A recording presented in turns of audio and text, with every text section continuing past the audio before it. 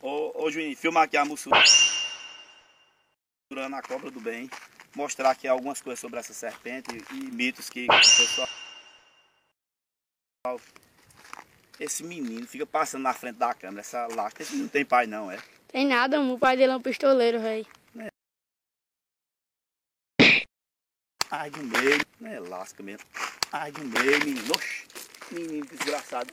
Miserável, viado. Vai, fresco, velho. Vem passar de novo aqui. Desgraçado. Vou dizer ao meu pai. Vai dizer aquele corno, velho. Seu pai é muito corno. Eu sei. Bicho safado. Acaba fazendo um vídeo, essa Viado. lasca vai ficar atrapalhando. Viado é tu, fresco. Cadê Guilherme? Chama ele pra eu mostrar a mágica da cobra aqui. Ô Guilherme!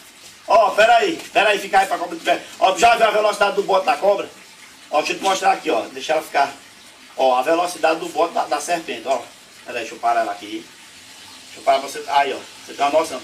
Peraí, você vai olhar por aqui se você tem uma noção da velocidade do bote.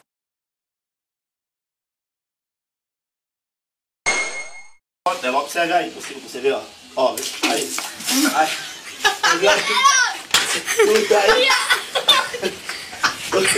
Tu viu a velocidade? É a velocidade do botacó. Você não bota a cara do botacó, você não. Finish him.